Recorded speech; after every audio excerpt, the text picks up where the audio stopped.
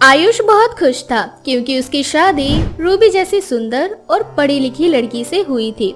लेकिन आयुष कोई काम नहीं करता था। इस बात से उसके घर वाले बहुत परेशान रहते थे।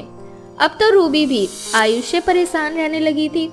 ऐसे ही एक दिन आयुष घर में आराम से टीवी देख रहा होता है, तो वही आयुष की माँ अर्चना उसे आराम से टीवी देखता हुआ उससे बोलती है, बस सारा दिन टीवी देखना आता है और कोई काम तो तुझसे होता है नहीं। अरे घोड़े जैसा बड़ा हो गया है, कुछ काम धंधा करेगा या नहीं, या सिर्फ दूसरों के ही टुकड़ों पर पलता रहेगा। अरे क्या माँ, जब आप और विदेश में पापा काम कर रहे हैं तो मुझे काम करने की क्या जरूरत है। आयुष की ये बात सुनकर अर्चना का गुस्सा सातवें आसमान पर पहुंच जाता है और वो हमेशा की तरह आयुष को खरी खोटी सुनाने लगती है। लेकिन ये सब कुछ देखकर रूबी को जरा भी अच्छा नहीं लगता और रात को जब आयुष सोने के लिए कमरे में जाता है तो अर्चना उसके हाथ में उसका बिस्तर थमाते हुए उससे बोलती है, बस बहुत हो गया, आपको लोगों के ताने सुनने की आदत होगी पर मुझे नहीं है। बहुत सुन लिया मैंने और इसीलिए अब मैं और बर्दाश्त नहीं कर सकती। आप जब तक काम नहीं करेंगे मैं आपके साथ नहीं रहूंगी। आज से हम दोनों अलग अलग सोएंगे। अगर आप चाहते हैं कि आप मेरे साथ रहो तो आपको काम करना पड़ेगा, और फिर भी अगर आप काम नहीं करेंगे तो एक दिन मैं आपसे डाइवोर्स ले लूंगी, क्योंकि मैं एक निठल्ले और नाकारा इंसान के साथ नहीं रह सकती। उस वक्त तो आयुष अपना बिस्तर लेकर गुस्से में बाहर चला जाता है, लेकिन वो पूरी रात सो नहीं पाता और बार बार उसे रूबी की ही बात याद आती है। उसे रूबी की बातें इतनी ज्यादा बुरी लगती है कि वो अगले ही दिन काम की तलाश में लग जाता है और उसे मुंबई जैसे बड़े शहर में नौकरी भी मिल जाती है। अब आयुष नौकरी करने के लिए शहर चला जाता है। रूबी भी आयुष के इस फैसले से बहुत खुश होती है। अब इसी तरह आयुष को शहर में रहते हुए कुछ दिन बीत जाते हैं और उसकी मुलाकात उसी के ऑफिस में तारा नाम की एक सुंदर पढ़ी लिखी लड़की से होती है, जो अपने पिता का बिजनेस संभाल रही होती है। लेकिन जब तारा आयुष को देखती है तो वो पहले ही नजर में उसे अपना दिल दे बैठती है और एक दिन तारा आयुष को अपने कैबिन में बुलाकर उससे बोलती है, वैसे मैं तुम्हें कैसी लगती हूँ आयुष? क्या तुम मेरे साथ रहोगे? आप क्या कहना चाहती है मैडम? मैं कुछ समझा नहीं।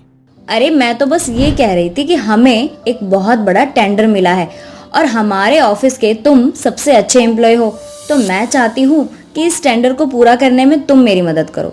तो इसके लिए तुम्हें मेरे साथ ही रहना पड़ेगा, बस जब तक ये काम हमें ना मिल जाता। अगर ऐसा है तो ठीक है मैडम। इतना बोलकर आयुष वहाँ से चला जाता है और अगले दिन से वो तारा के साथ रहकर उसे टेंडर के ऊपर काम करने लगता है।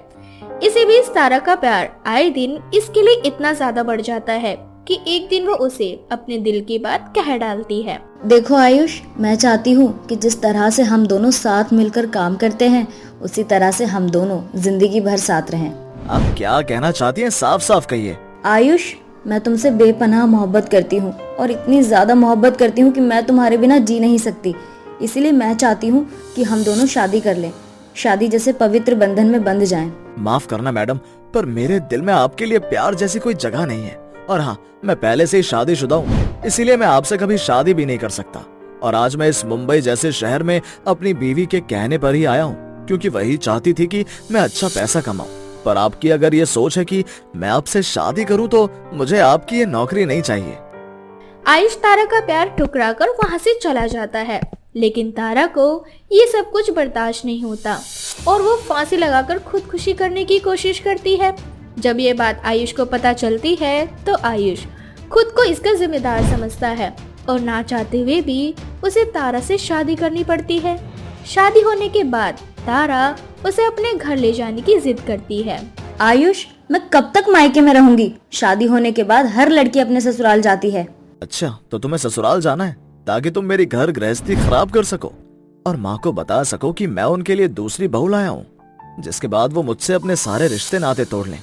माफ करना तारा मैडम, पर आपकी जान बचाने के लिए मैंने आपसे शादी करी है, अपनी माँ को जीते जी मारने के लिए नहीं। और वहाँ मेरी एक और बीवी बैठी है जो मेरा इंतजार कर रही है।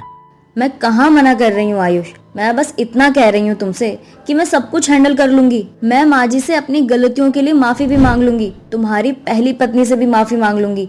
मैं कभी किसी से कोई लड़ाई नहीं करूंगी, यहाँ तक कि कोई हक कोई हिस्सा कुछ नहीं मांगूंगी, बस एक कोने में पड़ी रहूंगी।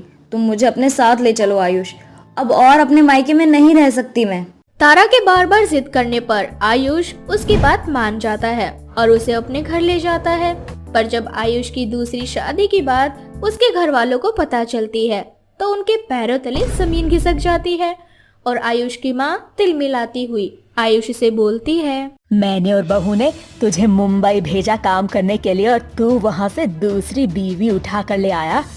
अरे बहू अभी मंदिर गई है, उसे जब अपनी सौतन का पता चलेगा तो सोच इसके दिल पर क्या गुजरेगी।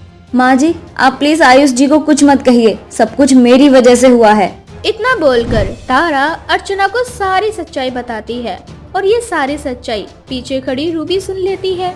जिसके बाद रूबी आयुष को थप्पड़ मारते हुए उससे बोलती है, कौन है ये औरत जिसे तुम मेरी सौतन बनाकर लाए हो?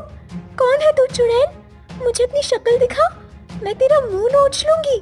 इतना बोलकर रूबी तारा को देखती है और जब वो तारा को देखती है तो हैरान हो जाती है क्योंकि तारा कोई और नहीं बल्कि रूबी की बचपन की सहेली होती है जो आज उसकी सौतन बन चुकी थी। ये देखकर रूबी को बहुत दुख होता है और वो तारा से बोलती है, तारा तू है वो औरत जिसने मेरा घर उजाड़ा। मैं तुझे अपनी सहेली कहती रही और तू मेरी सौतन बन गई।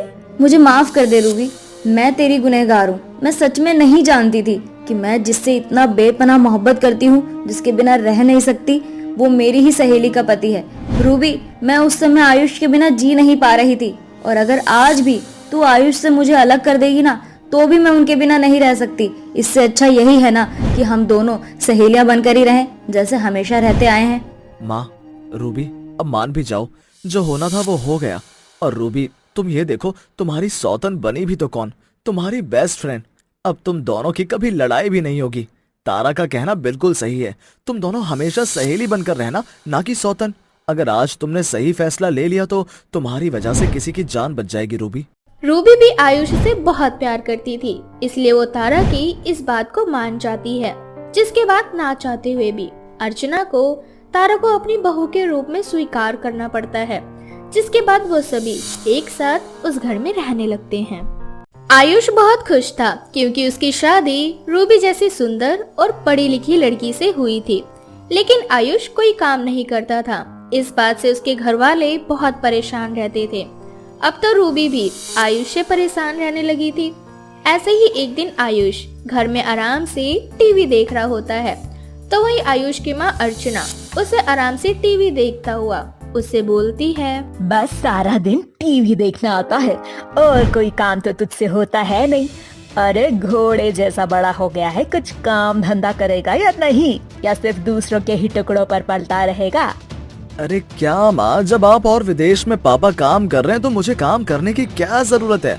आयुष की यह बात सुनकर अर्चना का गुस्सा 7वें आसमान पर पहुंच जाता है और वो हमेशा की तरह आयुष को खरी खोटी सुनाने लगती है।